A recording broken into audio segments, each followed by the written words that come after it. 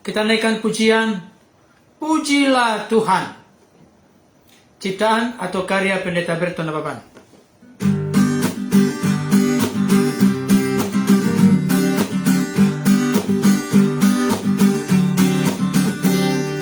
Pujilah Tuhan yang di surga,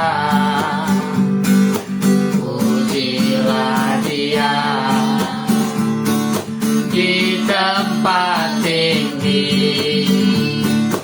Pujilah Tuhan segala malaikatnya, pujilah Dia semua tentaranya. Pujilah Tuhan yang di bumi, pujilah Dia segala bangsa. Pujilah Tuhan segala yang bernapas, pujilah Dia semua umatnya. Baiklah semua ciptaan Tuhan yang di sorga dan yang di bumi, selalu memuji, selalu menyembah namanya kudus dan mulia. Baiklah semua ciptaan Tuhan yang di sorga dan yang di bumi, selalu memuji, selalu menyembah namanya kudus dan mulia.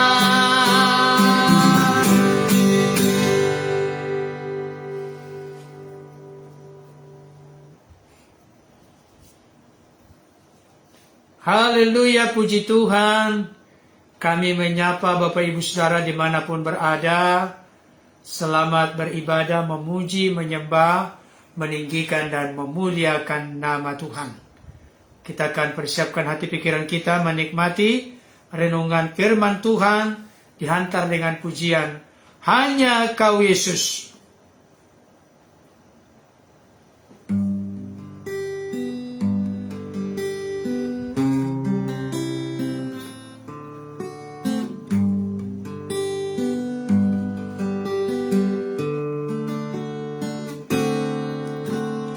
Hanya Kau Yesus, penolong yang setia, yang selalu memberi pertolongan.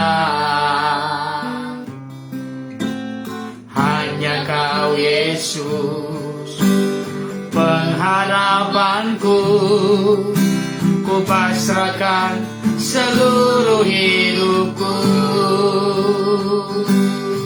Hanya Kau Yesus, hanya Kau Yesus, kekuatanku, yang selalu memberi kemenangan. Hanya Kau Yesus, penghiburanku, yang selalu memberi kedamaian. Sebab itu ku puji Engkau, amin, ku sembah Engkau dengan segenap hatiku. Yesus tujuan harta dan bagianku. Hanya Yesus segalanya bagiku. Sebab itu kupuji Engkau, sebab itu kupuji Engkau. Amin. Ku sembah Engkau dengan segenap hatiku. Yesus tujuan hidupku, harta dan bagianku. Hanya Yesus segalanya bagiku.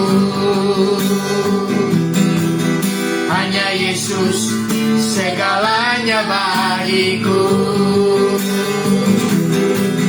Hanya Yesus segalanya bagiku.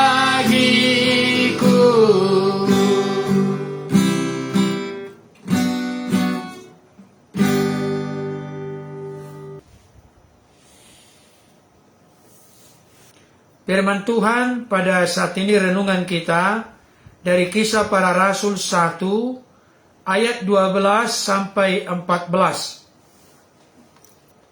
Saya akan bacakan untuk kita.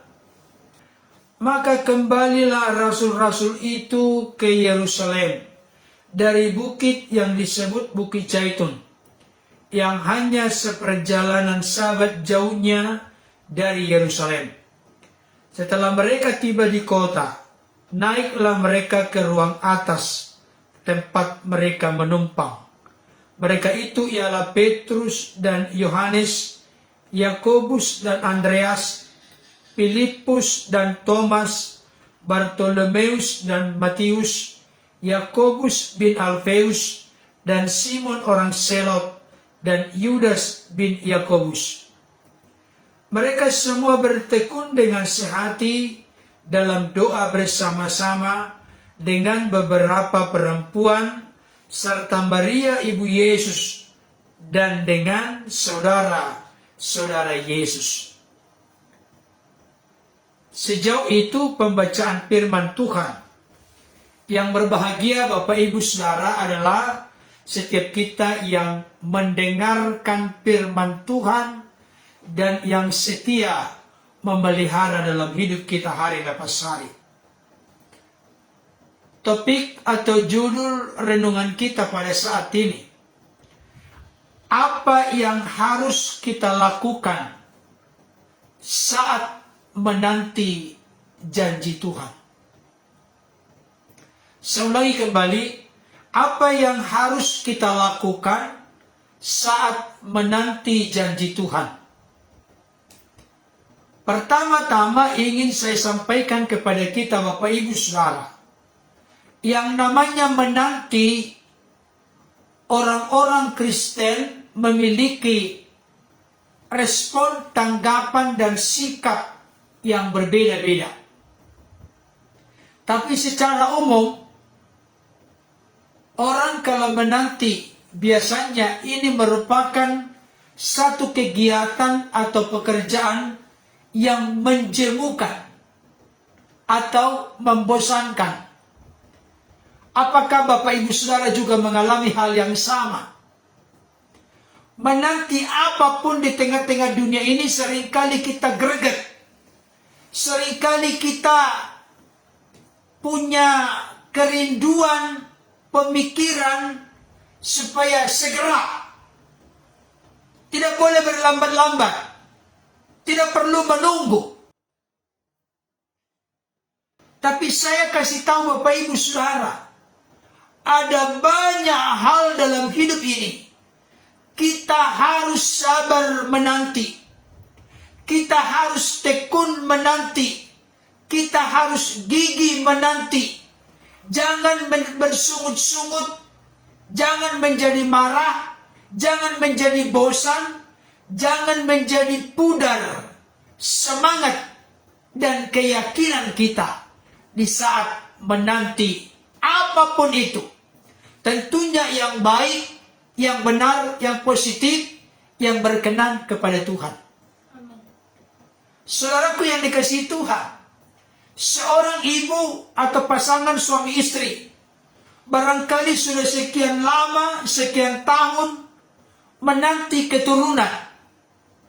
Karena sudah mungkin barangkali bertahun-tahun sampai belasan tahun menanti, maka akhirnya menjadi kecewa, menjadi putus asa, marah akan situasi, kondisi keadaan yang sedang dihadapi, di mana apa yang dinantikan belum menjadi sebuah realita atau kenyataan dalam hidup.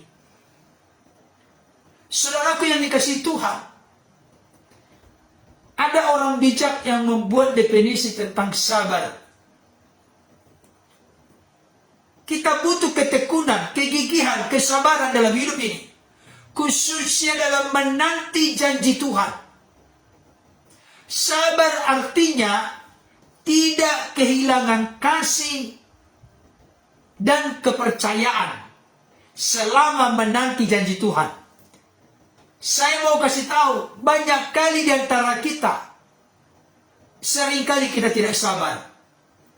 Saya ulangi kembali, Bapak Ibu Saudara, sabar artinya tidak kehilangan kasih dan kepercayaan kepada Tuhan selama menanti janji Tuhan. Oleh karena itu kita perlu bercermin, merenungkan dan menghayati, menarik kepada diri kita saat ini. Masihkah kita menjadi orang yang sabar? Masihkah kita menjadi orang yang gigih? Masihkah kita menjadi orang yang tekun dalam menanti janji Tuhan? Saudaraku yang dikasihi Tuhan, saya mau sampaikan kepada kita pada kesempatan ini, tolong kita soroti, tolong kita perhatikan dengan sungguh-sungguh. Janji Tuhan berbeda dengan janji manusia. Manusia seringkali mengecewakan kita karena dia begitu mudah dan gampang berjanji, tetapi begitu mudah dan gampang mengingkari janji. Bahkan seringkali melupakan janji, memandang sebelah mata janji, bahkan menganggap remeh janji. Tapi saya sampaikan kepada kita, saya ulangi kembali, tegaskan, janji Tuhan dengan janji manusia sejauh timur dari barat, setinggi langit di atas bumi. Kalau Tuhan berjanji, Tuhan pasti menggenapi janji. Kenapa? Karena Tuhan dapat kita percaya, Tuhan dapat kita andalkan. Kebenaran firman-Nya berkata dengan tegas kepada kita, Tuhan selalu berbuat segala sesuatu indah pada waktunya. Tidak kecepatan, tidak terlambat, tetapi indah pada waktunya. Waktu siapa? Waktunya Tuhan, bukan waktu kita. Kalau kita seringkali ingin terburu-buru, ingin tergesa-gesa, tapi saya kasih tahu, di era yang serba instan sekarang ini, kita juga mau mengelompokkan bahwa janji Tuhan juga harus menjadi janji yang instan. Tetapi tidak, Bapak Ibu Saudara. Saya mau sampaikan kepada kita, rasul-rasul dalam konteks ini, mereka sabar, tekun, gigih menanti janji Tuhan. Janji Tuhan yang dimaksud di sini adalah, kita lihat dulu dari Kisah Rasul 1 ayat yang keempat. Dikatakan demikian, pada suatu hari ketika ia makan bersama-sama dengan mereka, ia melarang mereka meninggalkan Yerusalem dan menyuruh mereka tinggal di situ menantikan apa? Janji Bapa yang demikian katanya, telah kamu dengar daripadaku. Lanjut ayat 5. Sebab Yohanes membaptis dengan air, tetapi tidak lama lagi kamu akan dibaptis dengan Roh Kudus. Jadi ini terkait dengan sebelum Yesus berpisah dengan para muridnya, Yesus menyampaikan pesan yang sangat penting kepada murid-murid. Kenapa Yesus menyampaikan ini?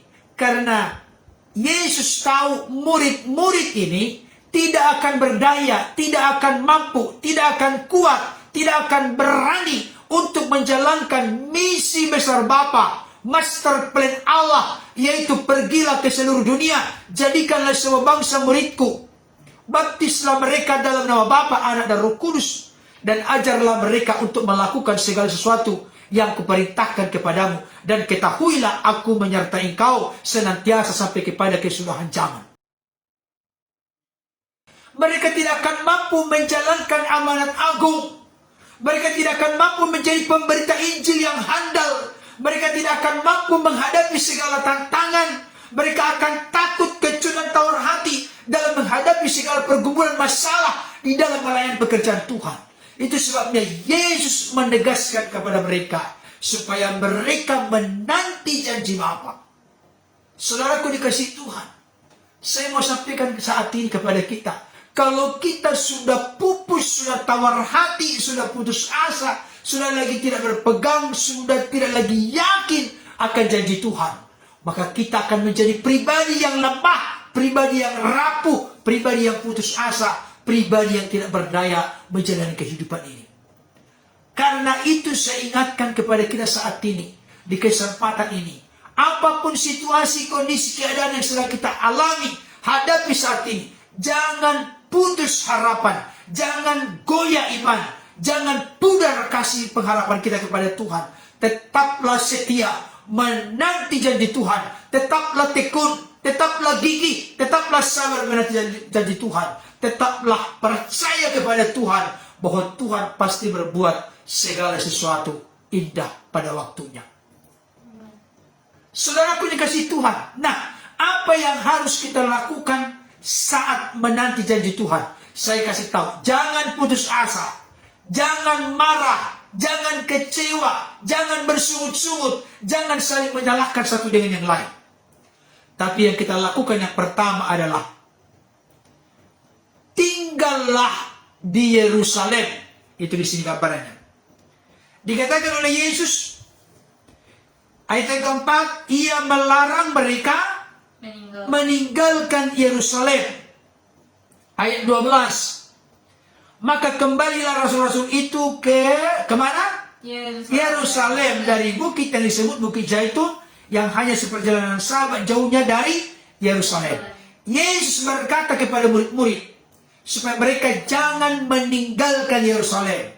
Dan ketika mereka telah berpisah dari Yesus, Yesus naik terangkat ke sorga, dan murid-murid ini mereka kembali ke Yerusalem.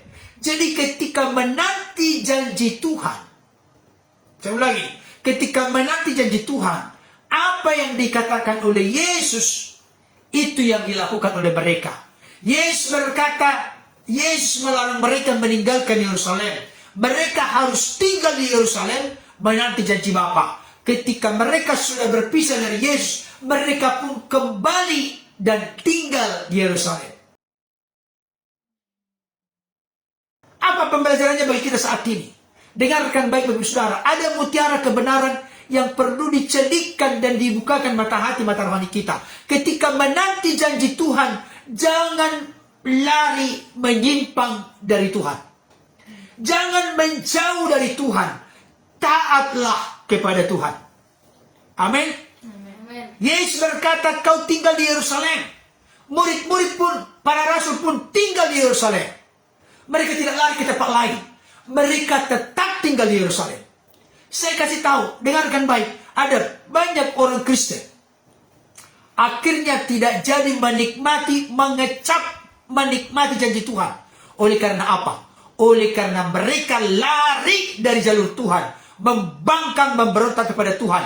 Yesus berkata, tinggal di Yerusalem. Kalau misalnya murid-murid, para rasul, mereka tinggal di Yudea, di Samaria, di Antioquia, di tempat lain, mereka tidak akan menikmati dan mengalami janji Tuhan itu. Jadi, apa yang harus kita lakukan ketika menanti janji Tuhan? Saya kasih tahu, taatlah kepada apa yang dikatakan Tuhan. Bukankah kita seringkali disampaikan oleh para pastor, pendeta, penatua, gembala? Apa itu? Ketaatan membawa berkat, ketidaktaatan membawa kutuk bagi kita. Karena itu, mari kita taat kepada Tuhan. Kita menemukan banyak kisah dalam Alkitab. ketika mereka memberontak kepada Tuhan, lari dari Tuhan, menjauh dari Tuhan, maka yang mereka rasakan adalah kesulitan, kesukaran, masalah, kesesakan. Itulah yang dialami oleh seorang yang lari dari Tuhan. Siapa itu? Yunus lari dari Tuhan. Tuhan berkata supaya dia pergi ke Niniwe, tapi dia lari ke Tarsis, bertolak belakang dengan apa yang Tuhan perintahkan. Maka yang terjadi adalah dia harus dilemparkan ke laut. Masih untung ini. Untung Tuhan menentukan seekor ikan besar menelan dia di dalam perutnya. Dan oleh kekuasaan Tuhan, penentuan Tuhan, dia tidak mati di dalam perut. Coba kalau sampai diolah suhu tubuh dan zat-zat lain di dalam tubuh dari ikan itu, maka yang kita nantikan bukan keluar dari depan dia, tapi dari belakang. Jadi kotoran. Tapi akhirnya dia dimuntahkan kembali. Diberikan peluang dan kesempatan untuk berbenah, untuk koreksi, evaluasi, introspeksi diri. Kalau Bapak Ibu Saudara saat ini sedang lari dari ketaatan kepada Tuhan, sedang memberontak kepada Tuhan, sedang marah dengan Tuhan, sedang kecewa dengan Tuhan, saya kasih tahu, ketika menanti janji Tuhan, tinggallah di Yerusalem seperti diperintahkan oleh Yesus. Saya kasih tahu, peristiwa Pentakosta tidak terjadi di Yudea, tidak terjadi di Samaria, tidak terjadi di Antioquia, tapi terjadi di Yerusalem. Kalau misalnya murid-murid ini menanti janji Bapa, tapi mereka tidak taat kepada Tuhan, maka mereka tidak akan menikmati pencurahan Roh Kudus. Mereka tidak akan berani untuk menjadi saksi yang efektif, efisien, optimal, maksimal di dalam gereja perdana mula-mula. Jadi ketika menanti janji Tuhan, tinggallah di Yerusalem, artinya taatlah kepada apa yang Tuhan perintahkan. Itu satu. Yang kedua, dikatakan demikian, setelah mereka tiba di kota, ayat 13, naiklah mereka ke ruang atas tempat mereka menumpang. Perhatikan baik-baik Bapak Saudara. Murid-murid saat itu, para rasul saat itu, mereka tidak tinggal di rumah mereka. Tak di Yerusalem. Yang penting tempatnya di Yerusalem. Mereka tidak tinggal di rumah sendiri. Mereka tinggal, tanda petik konteks sekarang, di rumah kontrakan, di rumah yang dipinjam gitu. Karena dikatakan di sini tempat mereka menumpang. Saudara dikasih Tuhan, saya mau kasih tahu, kadang-kadang kita ini berpikir begini, aku akan bisa untuk menikmati janji Tuhan kalau aku sudah memiliki ini dan itu, ini dan itu. Ini mereka menumpang, sekalipun bukan rumah sendiri, bukan rumahnya yang menentukan, tetapi ayat yang ke-14 yang menentukan. Ayat 14 kita baca sama-sama, 2 ya. Mereka semua bertekun dengan sehati dalam doa bersama-sama. Ini kuncinya. Yang pertama Bapak Ibu Saudara, tinggallah di Yerusalem. Taatlah ketika menanti janji Tuhan. Jangan memberontak, jangan menjauh dari Tuhan. Tetaplah setia, tunduk, mengabdi, taat dan patuh kepada Tuhan. Yang kedua dikatakan di sini, mereka semua, perhatikan, mereka semua, tidak ada yang tidak ikut. Itu maksudnya, semua rasul-rasul kecuali Yudas Iskariot, karena setelah dia melemparkan uang itu 30 keping perak ke bait Allah, maka dia pun pergi menggantung diri. Nanti di dalam ayat berikutnya, rasul-rasul mereka berkumpul untuk memutuskan siapa yang akan menjadi pengganti dari Yudas Iskariot. Akhirnya nanti diundi, maka yang menjadi pengganti Yudas Iskariot adalah Matias. Saudaraku yang dikasih oleh Tuhan, mereka semua, jadi tidak ada yang tidak ikut. Saya kasih tahu, dengarkan baik ini Bapak Ibu Saudara. Ketika kita menanti janji Tuhan, secara aplikasi penerapan praktis, mari semua anggota keluarga, bukan hanya satu, bukan hanya suami, bukan hanya istri, bukan hanya anak, tapi semua anggota keluarga, semuanya ketika menanti janji Tuhan dibutuhkan kekompakan, dibutuhkan kesehatian, dibutuhkan kesatuan, dibutuhkan kebersamaan. Itu penting. Ketika menanti janji Tuhan, jangan justru gontok-gontokan satu dengan yang lain, marah-marahan satu dengan yang lain, saling menyikut satu dengan yang lain, saling menyakiti satu dengan yang lain. Jangan Bapak Ibu Saudara. Jangan, tidak boleh demikian Bapak Ibu Saudara. Tapi biarlah kita menjadi pribadi, mereka semua bertekun dengan sehati dalam doa bersama-sama. Jadi Bapak Ibu Saudara, ini sangat penting untuk kita. Bertekun dengan sehati. Bertekun itu gigih, pantang menyerah dalam berdoa. Jadi bertekun dengan sehati. Bukan hanya satu-satu orang. Bukan hanya suami yang getol, gigih, tekun berdoa. Bukan hanya istri yang tekun berdoa. Bukan hanya anak yang tekun berdoa. Biarlah seluruh anggota keluarga, baik suami, baik istri maupun anak, tekun dengan sepakat sehati berdoa bersama-sama. Itu yang kita lakukan. Jangan kita berpikir, kan Tuhan yang berjanji, mau saya taat, mau saya malas-malas, mau saya sesuka saya, kan Tuhan sudah berjanji, Tuhan akan berkuasa untuk menepati janji. Oh, saya kasih tahu saudara, kesiapan bejana hati kita, kesiapan bejana hidup kita untuk menyambut janji Tuhan sangat menentukan. Bukan karena kekudusan kesalehan kita, memang Tuhan memberikan berkat kepada kita. Semua karena rahmat kasih setianya. Tapi seringkali kita tidak siap menanti janji Tuhan, tidak siap menanti berkat Tuhan. Maka berkat itu, kalau berkat itu tidak siap kita menerimanya, maka lebih baik berkat itu tidak diberikan oleh Tuhan. Tapi kalau kita sudah siapkan dengan kekompakan, dengan kebersamaan, dengan kesehatian, dengan ketekunan, kita menanti janji Tuhan, maka Tuhan pasti melimpahkannya kepada kita. Dan itulah yang terjadi dengan para rasul pada peristiwa Pentakosta. Mereka pun mengalami pencurahan Roh Kudus. Mereka pun akhirnya dibakar oleh api Roh Kudus. Yang tadinya mereka pengecut dan penakut, mereka tampil berdiri dengan gagah, dengan berani menyuarakan Injil Kerajaan Allah. Sehingga banyak jiwa-jiwa yang terbuka mata hati, mata rohaninya, percaya menerima Yesus sebagai Lord Kurios, Tuhan Juru Selamat dalam kehidupan mereka. Saudara dikasih Tuhan, saya teringat dengan satu kisah di dalam Alkitab, di kitab Lukas 18. Di sana dikatakan perumpamaan oleh Yesus bagaimana supaya kita jangan jemu-jemu berdoa. Artinya tekun berdoa. Di sana dikatakan Bapak Ibu Saudara, ada seorang janda yang mana dia rindu haknya dibela oleh hakim yang lalim, hakim yang tidak takut kepada Allah dan yang tidak menghormati siapapun. Pada awalnya hakim yang lalim itu tidak mau membela perkara dari janda itu. Perhatikan baik. Tapi karena janda itu terus-menerus datang, terus-menerus memohon supaya perkaranya dibela, maka akhirnya merasa terganggu, terusiklah ketenangan, kebahagiaan dari hakim yang lalim ini. Aduh, daripada aku diserang, daripada aku diganggu-ganggu terus, lebih baiklah aku bela perkara dari janda ini. Bayangkan, dia hakim yang lalim, hakim yang tidak takut akan Allah, hakim yang tidak menghormati manusia manapun. Karena getol dan gigi tekun, janda itu datang kepadanya, akhirnya dia pun dibela.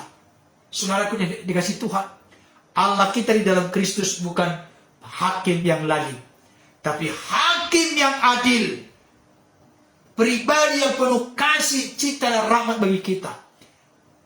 Saudaraku, kalau kita siang malam tekun berseru dan berdoa kepadanya, bagaimana mungkin Allah akan mengulur-ulur waktu sebelum menolong, mempedulikan, memperhatikan kita. Bahkan dikatakan bertekun dengan sehati. Mari kita baca dulu ayat penutup. Matius pasal 18 ayat 19. Matius 18 ayat 19.